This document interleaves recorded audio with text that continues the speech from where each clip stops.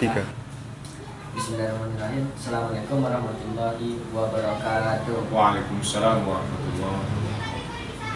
Sebelumnya perkenalkan, nama saya Muhammad Fikri. Ya. Saya dari jurusan Pemikiran Politik Islam UIN Mahmud Yunus Batu Sangkar. Ya, Fikri. Nah, jadi tujuan dan maksud saya datang di Partai Keadilan Sejahtera ini untuk mewawancari Bapak Ya. dan sekaligus observasi di Partai Keadilan Sejahtera ini.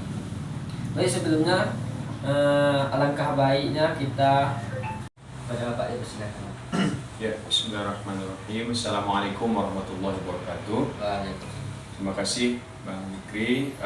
Perkenalkan, nama saya Adi Fadil, Ketua DPD PKS Kabupaten Tanah Datar. Hari ini juga diamanahi sebagai Ketua Fraksi DPRD Kabupaten Tanah Datar, Fraksi PKS periode 2024-2029. Selanjutnya Pak, bagaimana sejarah berdirinya kantor DPD di Kabupaten Tanah Datar ini? Ya, jadi kalau kantor di Tanah Datar ini beriringan dengan sejarah berdirinya Partai Keadilan Sejahtera itu sendiri. Karena ketika Partai Keadilan Sejahtera berdiri, berdasarkan anggaran dasar, anggaran rumah tangga kita itu tahun 2002, itu kita juga sudah punya kantor di Tanah Datar ini. Dan itu sudah beberapa kali pindah-pindah tempat gitu ya.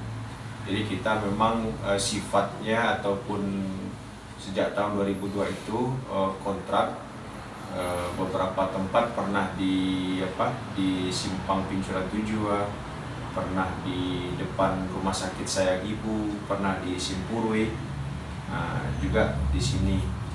Jadi sudah beberapa tempat kita berpindah-pindah, tapi kita punya harapan dan cita-cita kantor kita ini menjadi kantor yang permanen, yang tetap, dan kita sedang mengusahakan mudah-mudahan di tahun ini kita sudah ada perkembangan yang positif untuk pembangunan kantor kita yang baru. Jadi sejak awal berdiri partai kita sudah eksis, sudah ada, karena memang Yang menyebabkan terjadinya konflik tersebut dan apa solusinya dari partai ini?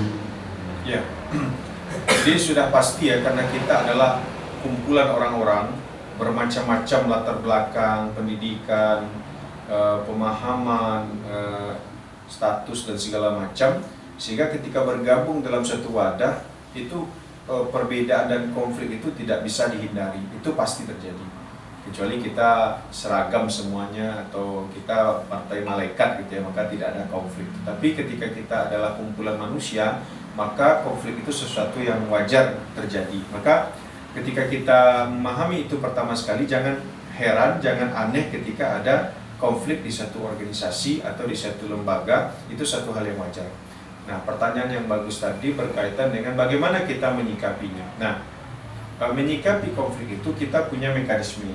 Jadi di PKS itu ada mekanisme syuro namanya. Syuro itu adalah sekumpulan orang-orang yang punya kapasitas, kemampuan, diamanahi dan dipercaya oleh struktur untuk bermusyawarah memutuskan satu keputusan yang terjadi perbedaan di antara anggota.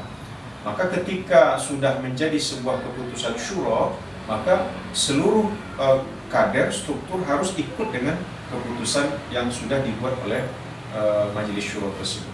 Artinya walaupun bertentangan dengan pendapat beberapa orang, ya kita tinggalkan kepentingan atau pendapat pribadi dan kita laksanakan pendapat yang sudah diputuskan syuro.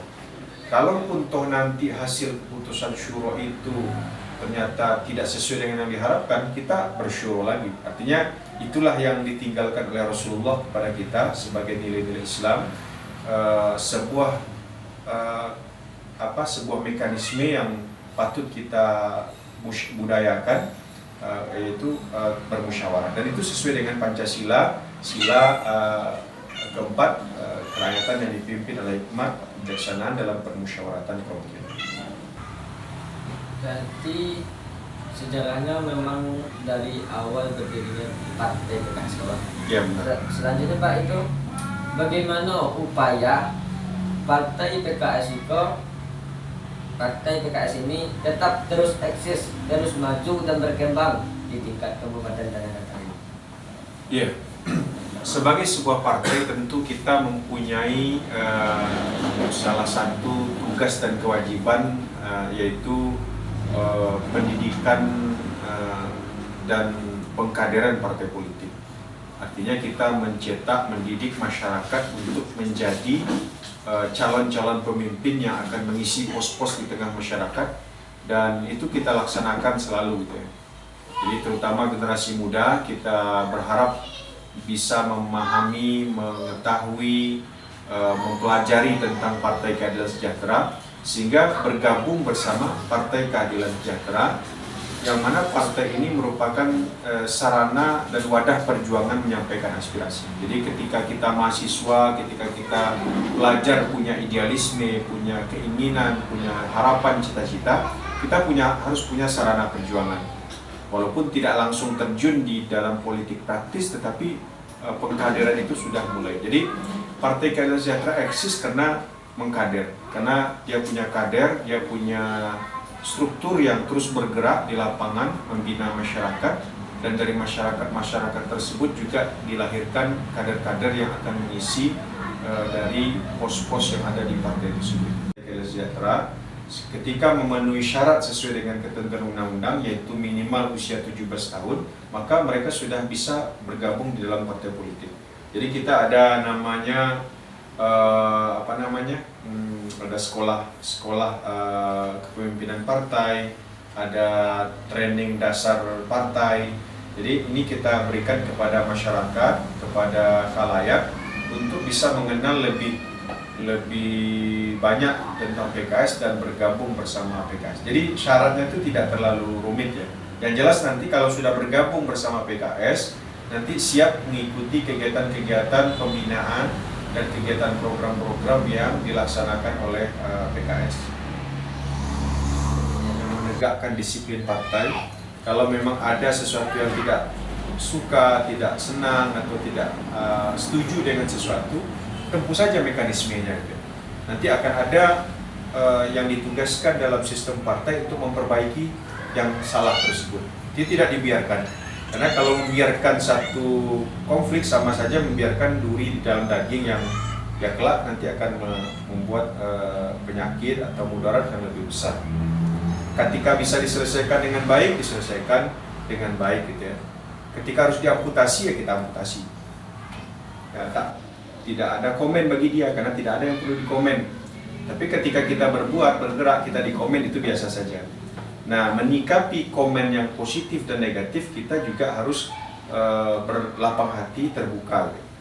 Nah, jadi komen-komen yang positif tidak harus selalu menjadikan kita bangga, tinggi hati, karena komen positif itu juga bisa menjadi musibah bagi kita gitu ya. Karena bisa jadi datang dari orang-orang yang punya niat dan tujuan tertentu, tetapi memunculkannya dengan komen-komen yang positif. Komen negatif juga tidak perlu kita sikapi dengan negatif pula, karena bisa jadi di balik komen negatif itu ada kecintaan, ada harapan sebenarnya yang besar kepada PKS, tapi dia melihat ada sesuatu yang harus diperbaiki. Nah, kita terima komen itu. Jadi baik positif dan negatif tidak ada persoalan. Kita tampung, kita terima, dan kita ambil sebagai bahan kita untuk mengambil suatu keputusan atau kebijakan-kebijakan.